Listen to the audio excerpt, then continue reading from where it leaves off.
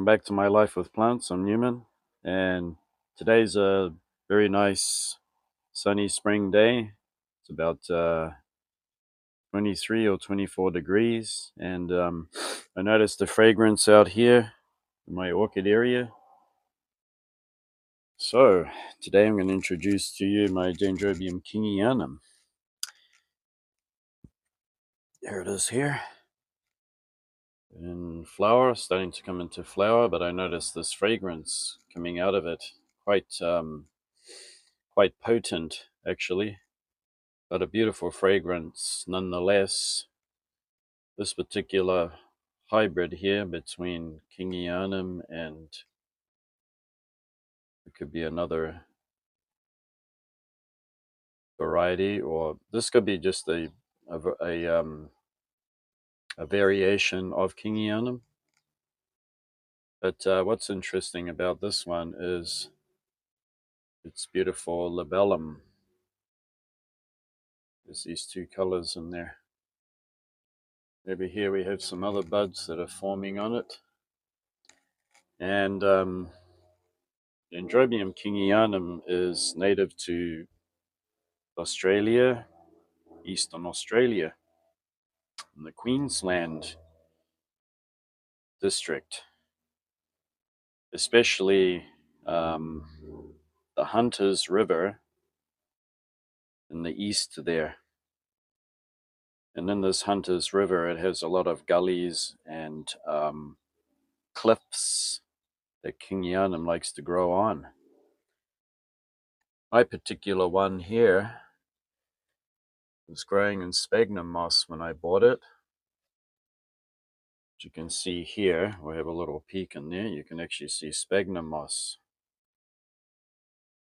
The interesting thing about the sphagnum moss is that it has done wonders for this orchid. Now, I remember growing this kingianum orchid many years ago back in New Zealand, and we had it in a concrete pot, and it was just in regular, well-draining compost or potting mix. It wasn't in orchid bark, in a concrete pot in a very breezy area out the backyard, and it got very little direct sun, but it was very cool there, and I remember that very much. This kingianum has done fantastic growing in the sphagnum moss. Living here in Japan, we have very dry winters and very cold. This dendrobium has actually taken temperatures -5 degrees, and it is situated underneath this eave, and underneath an eave of a house there's an area where the frost can't actually get to these Dendrobium kingianums. It can't get to them. And also I wrapped it with burlap, and the reason why I chose burlap is that burlap breathes or lets air through,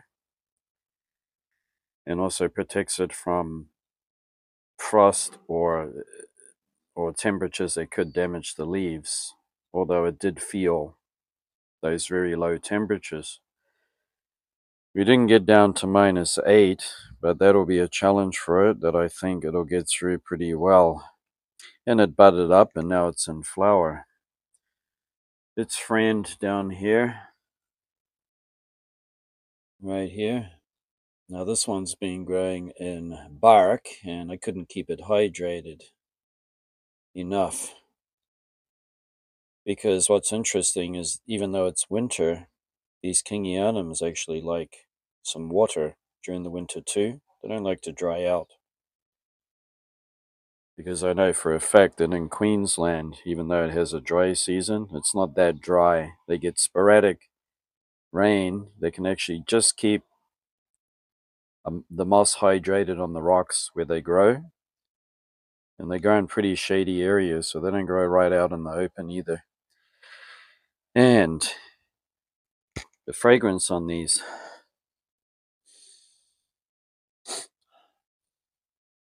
the best that I can describe for this particular Dendrobium kingianum is that it's it actually has the fragrance of roses. No, it's a mixture of roses and um,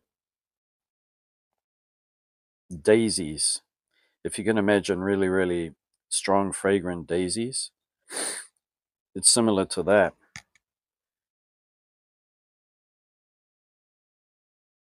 And if that's not going to attract bugs, then nothing will. Now, yeah, I've been keeping this moist all through the winter, and I know it doesn't make sense. You shouldn't do that during cold periods, but actually it likes it like that. Not soaking wet, but just moist.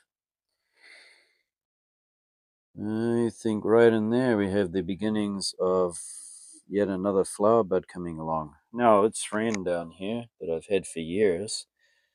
The reason why this one hasn't been doing any good is it's growing in bark. Okay, it dries out far too fast, and I don't think kingianum particularly likes that. But if you do live in New Zealand or Queensland and places like that, I'm pretty sure you can grow them in bark because your weather system is different. But if you do have very dry periods, like we have up to nearly 4 months of dry, then you should use sphagnum moss. And if you do want to use sphagnum moss, I suggest you put it in a very, very cool location. Try to keep it out of any direct sun. If it just gets a little in the morning and a little in the evening, that's fine. But be wary of evening sun. It can be very, very, very hard. Even in half an hour, it can do a lot of damage. Up here, we have another one. This one's uh, uh, Kingianum speciosum. And I'm very lucky because right there, if we can focus, let me try that way.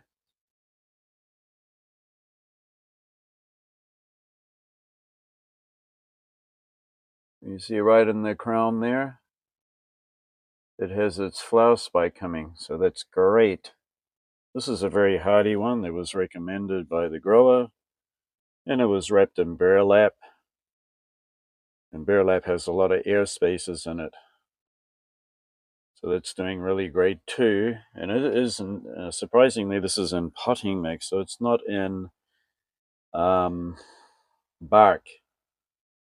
It's in a well-draining potting mix because pretty sure this grower knew that they like to prefer to grow in that kind of a mix. Down here I have a keiki that they gave me for free, and I've got that growing in actually sphagnum moss. It's doing really well. This one I didn't. I left as the guinea pig, the poor thing. But what happened was that yeah, I let it get subject to the temperatures without burlap at all. So there you are. Very, very hardy orchid that is. Nice. Very happy about it. And another one that's actually done well, but getting off the subject, is Dendrobium. Let me get to that tag for you. You can just see there, Speciosum excgracilicol. So that's a cross between two Dendrobiums, and its leaves are fine. It got through the winter. This one was wrapped with burlap. I'd like to know if I can go down to -8. But it should be fine. Actually pretty tough. So I'm enjoying this. I'm really enjoying my kingianum today. Kingianum is a great orchid because it will flower even from the old canes. So if you have old canes that are leafless, you needn't cut them off. They will flower too, which is a little bit different than a nobile or nobile that flowers from the new growth. This fragrance is fantastic. So there you have it. Lovely moist moss. The Dendrobium kingianum thriving. Its heat tolerance can take, actually on this balcony here, it can get right up to 30, 38, or sometimes even 40 degrees, because it's a little closed in here. I know that when I come out here in the summer, I almost faint because I just can't stop sweating. Literally, the sweat's coming out all over my body, and I could faint. It's that hot. And amazingly, it can adapt to that, although it's not very happy when it does get those conditions, but it can actually get through it. Last year it did a good job getting through it, and at that time you got to be careful about the watering, because the root system can abort. It can actually go a little dormant, so be wary of overwatering. You could rot your orchid in those high temperatures. Nothing to do with this Dendrobium here, but these are the